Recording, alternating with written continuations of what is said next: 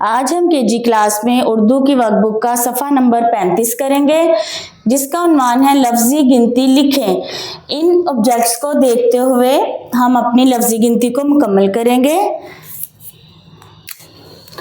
एक फूल, एक यहाँ पर लिखेंगे। एक, दो, दो।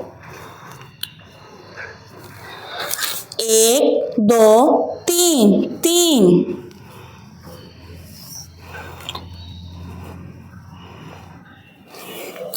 एक, दो, तीन, चार, चार।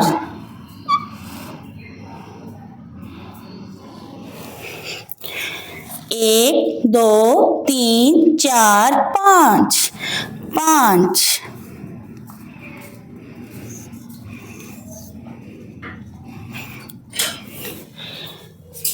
बच्चों अपना काम मुकम्मल कीजिए। अल्लाह हाफिज।